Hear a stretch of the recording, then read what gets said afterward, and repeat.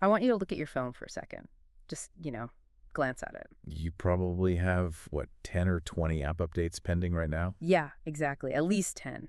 And we treat these things like utilities now, kind of like tap water. Right. You turn the handle, the water flows. You tap the icon, the app loads. I mean, we rely on them for banking, for healthcare, navigating to your kid's soccer game, staying in touch with your family. But unlike water, which is just physics, software is opinionated. Oh, that is a really great way to frame it. Software is opinionated. It's essentially a series of human decisions solidified into logic. Right. Every single line of code is a choice made by a human being. A human with biases, a deadline, a budget, and usually a boss breathing down their neck. Exactly. And that is what we're digging into today on this deep dive. We have a massive stack of sources to go through. We really do. We're looking at the IE and ACM codes of ethics, technical breakdowns of project management methodologies like Agile and Waterfall, and even deep dives into CMMI maturity models. It's a heavy stack today, for sure, but a really necessary one. We're essentially asking a fundamental question. Does the code that runs our lives have a moral compass? And if so, who calibrates it? Because clearly it is not just about whether the code compiles anymore. No, not at all. It hasn't been just about that for a long time. So on this deep dive, which we're calling the Code of Conscience, we aren't just going to talk about that vague corporate don't be evil mantra. Right. We want to look at the nuts and bolts. The intersection of technical execution and ethical responsibility. So we'll look at how things get built, how we measure if the team building them is actually competent, and then the really heavy stuff. The liability, security, and even the environmental cost of a bad algorithm. It's the full life cycle of software, but viewed entirely through an ethical lens. Yes, so let's start where the code starts, right? The blueprint. The blueprint. If you look at the industry standard, or at least the history of it, you have this ongoing battle between two main philosophies, waterfall and agile. Now, most of you listening probably manage projects or work in tech in some capacity, so you know the buzzwords. But the sources position these not just as management styles, they frame them as fundamentally different approaches to risk and, honestly, to truth. That is the key distinction right there. The waterfall model, which is the traditionalist approach, acts on the premise that you can know the truth up front. Right, that you can predict the future. Exactly. It relies on a very heavy requirements phase. You define everything. Every button, every database interaction, every single edge case, way before you write a single line of code. It is the civil engineering mindset. You don't start pouring concrete for a bridge until you know exactly where the pylons are going to go. Because you can't just iterate on a suspension bridge halfway. Halfway across the river. Right. Precisely. And in the sources, the defining characteristic of waterfall is that strict gatekeeping mechanism.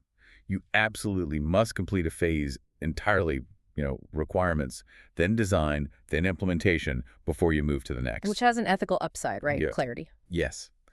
Everyone knows exactly what is being built. But the downside is the extreme rigidity. If you realize in the testing phase that the initial design has a massive flaw, you are fighting gravity to go back up that waterfall. Because it's expensive. It's hugely expensive. And politically, within a company, it's very difficult to admit that early mistake. Which is where the sunk cost fallacy kicks in. Right. You end up shipping a flawed product simply because it's too expensive to fix the core architecture. So then, on the flip side, you have Agile. The sources describe this as the direct reaction to that rigidity. They use terms like adaptive planning, continuous integration. Because Agile admits that we don't know the future. It assumes the requirements will change. So instead of one big reveal at the end of a year, you work in short cycles. Sprints. Yes, sprints. You build, you test, you show the client, you get feedback, and you pivot. It's like driving an off-road vehicle compared to the waterfall train that's stuck on tracks. But here's the nugget I found really interesting in the 923 source material we looked at. They tie Agile specifically to the concept of transparency. Yes. Not just, hey, we work fast, but we hide nothing. And that is a massive ethical shift. Think about it. In a traditional black box development, the client hands over specs and just waits 6 months. Hoping for the best. Right. And if the dev team hits a roadblock, or if the technology they chose isn't scaling well, they might just hide it, hoping they can patch it before the deadline. But in Agile, because of that continuous loop, the process is entirely visible. The decision-making is laid bare to the stakeholders. The trade-offs between using this library or that API, the technical debt we are accruing, it's all out in the open. So transparency actually becomes a risk mitigation tool. In a B2B context, that trust is essentially currency. It is. I mean, if I'm paying your firm $1 million to build a platform, Yeah. I don't want a trust me guarantee. I want to see the Jira board. Show me the blockers. Show me the blockers. Transparency means the client shares the burden of the decisions. If we choose a cheaper, faster solution today that has security implications down the line, the client knows about it now. Not after a massive data breach. Exactly. It spreads the ethical load. That's a really crucial point. But okay, let's say we have our methodology down. We are doing Agile. We are super transparent. Right. But transparency doesn't actually mean you are good at coding. No, it doesn't. You can be transparently incompetent. That is unfortunately very true. You can be very open about how terrible your code is. Right. So the sources bring up this acronym, CMMI, which stands for Capability Maturity Model Integration. Yes. And it sounds like something strictly for, I don't know, massive government contractors. But the underlying concept is actually fascinating for anyone running a dev team. It does sound a bit dry, I'll admit. Okay. But it's essentially a report card for organizational habits. Okay. The CMMI model scales from level 1 up to level 5. Level 1 is where a lot of startups live. It is characterized by what they call hero culture. Ah, the 10x engineer who stays up all night, drinks 5 Red Bulls, and saves the launch at the last second. That's exactly it. And it works sometimes, but it is entirely chaotic. It is not repeatable. Right. If that hero gets hit by a bus, or more likely just quits to join a competitor because they're burned out, the whole organization loses that capability overnight. That is level 1. Wow. And the sources argue that ethical development requires moving up that ladder. Levels 2 and 3 are about documenting processes so they're actually repeatable, and level 5 is optimizing, where you are constantly improving based on hard data. So the ethical argument here is that relying on heroes is actually irresponsible. Yes. If you are building critical infrastructure, say software for a hospital or even just a banking app, you have a duty to ensure the process is robust, not just the individual person. Correct. Predictability is a quality metric. You cannot claim to be an ethical software provider if your success relies purely on luck or individual burnout. And speaking of quality, the sources take a very broad view of what that word actually means. It's not just, does it compile or does it crash?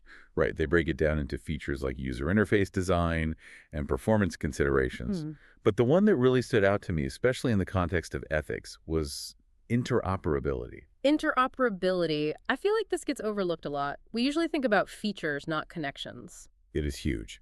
Interoperability is the ability of your system to talk to others using established standards, APIs, standard libraries, CSS frameworks. Right. If you build a walled garden that deliberately breaks when it tries to talk to other software, the sources argue that is a fundamental failure of quality. It's almost a failure of citizenship in the digital ecosystem. Like, if your software is an island, it is eventually useless to the user in the long run. And it forces vendor lock-in, which is a major ethical gray area in itself. High-quality software plays nice with others. It uses standard protocols so that user data can move freely. Okay, so we have the method, Agile and Transparency. We have the maturity model, CMMI. Now, I want to get to the actual rules of the road. The codes of ethics. Yes, because I think a lot of people assume that unless you are a doctor or a lawyer, there isn't really a code you have to swear by.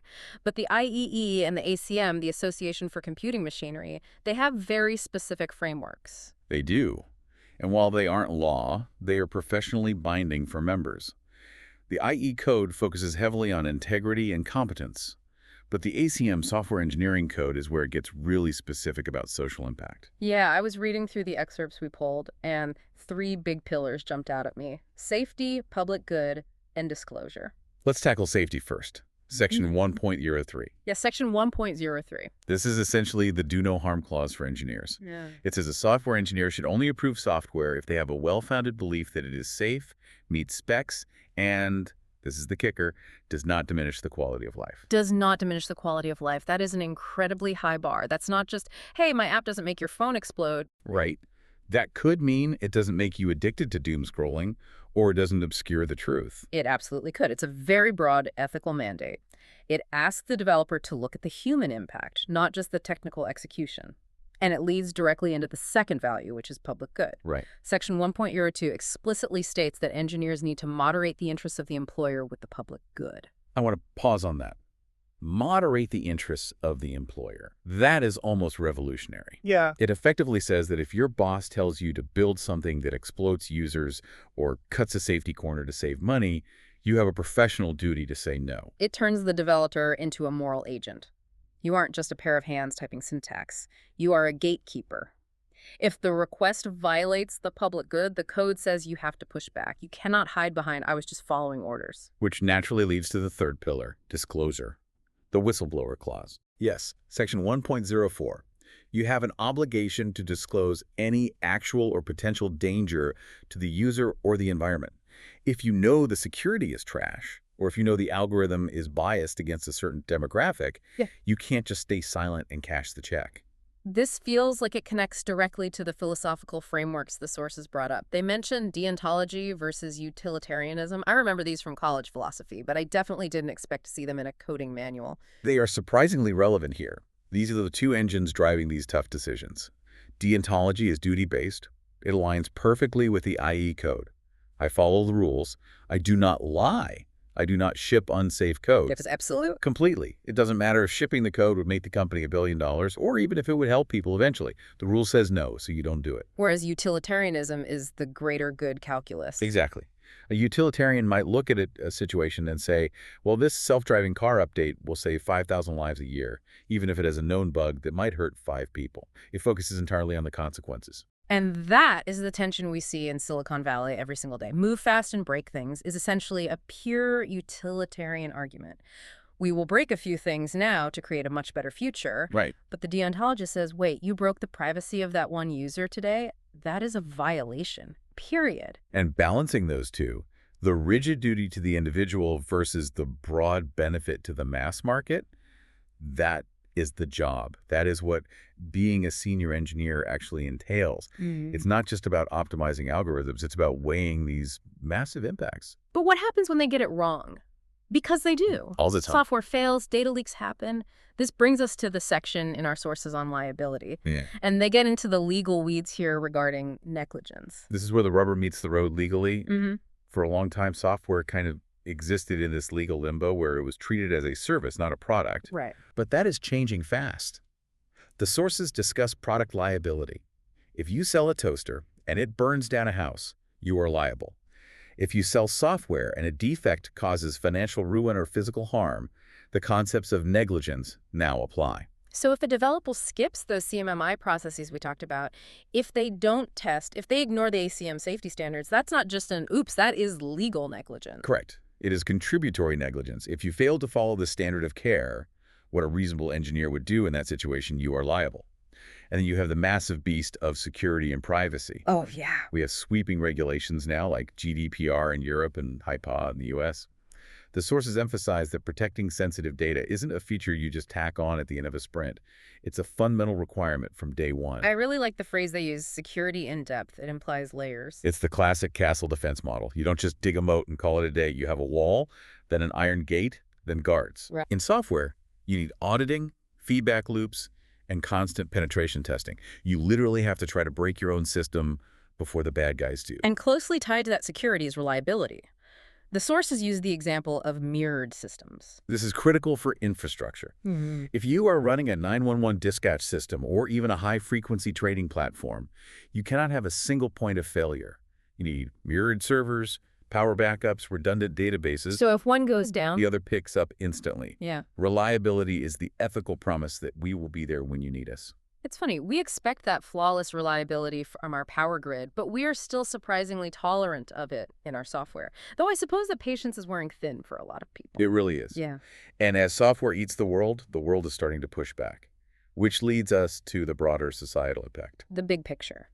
The sources highlight two major areas here: cultural differences and environmental sustainability. Let's talk about culture first. The sources explicitly mention platforms like Instagram and Facebook. Right. Because software scales globally, but culture is hyperlocal. The source material points out that you cannot simply translate the text of an app into a new language and launch it in a new country. You have to adapt to local norms. What does that look like in practice, though? Well, take social media. What is considered protected free speech in the U.S. might be considered illegal hate speech in Germany, or a serious violation of strict cultural modesty norms in parts of the Middle East or Asia. Oh, I see.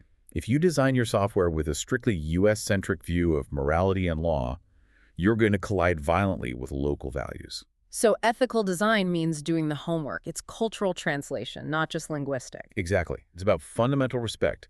If you launch a feature that allows public tagging of photos in a culture that values extreme privacy, you aren't just being annoying, you are being unethical by ignoring their local context. And then there's the context we all share, right? The planet. Yes. I have to admit, until recently, I did not think of code as having a carbon footprint. The cloud sounds so airy and weightless. It is a brilliant marketing term. But the cloud is actually millions of physical servers sitting in massive warehouses, generating immense heat, requiring massive air conditioning systems and water cooling. Right, it's very physical. The sources are very clear on this. Every single Google search, every AI prompt, every hour of streaming video consumes electricity. So sloppy code isn't just a drag on my phone's processor, it's a drag on the actual power grid. That is the direct connection. The sources argue for sustainable software engineering.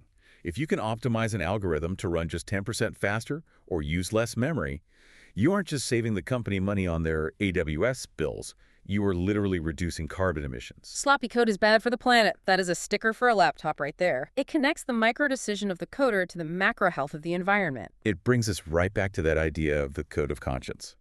Every efficiency gain is an ethical win. Every security layer is an act of care. So looking back at the stack of sources today, we have covered a lot of ground. We started with the how, the choice between the rigid, predictive waterfall and the adaptive, transparent, agile. We looked at the who, measuring team maturity with CMMI so we aren't relying on burnout-prone heroes. We walk through the rules, the IEE and ACM codes that mandate safety, public good, and the courage to blow the whistle. Okay. And we saw the stakes, legal liability, the absolute necessity of reliability, and the impact on global cultures and our physical environment. It really strips away the magic of it all, doesn't it? It stops being just an app on a screen and starts looking like a series of thousands of ethical choices stacked on top of each other. That really is the main takeaway. The ACM code sums it up best. The ultimate effect of the work must be for the public good. Whether it's choosing a transparent methodology or optimizing a database query to save energy, the question is always, does this help? Which brings me to a thought I want to leave you, the listener, with today. The source material draws a very firm conclusion that we should prioritize ethics before deployment. Privacy by design, safety by design. But the market rewards speed. Exactly. We live in a world obsessed with first mover advantage. Get the AI out the door, worry about the hallucinations later, launch the social network, worry about the teen depression rates later. It is the central conflict of our time in tech. Can you be ethical and still be highly competitive? So here's the challenge for you to mull over. In an economy entirely driven by speed, is it even possible to prioritize ethics before the code goes live? Or have we just resigned ourselves to patching the moral bugs after the damage is already done? That is the question. And frankly, the answer depends entirely on the people writing the code. Something to think about the next time you tap update. Thanks for taking this deep dive with us. See you next time.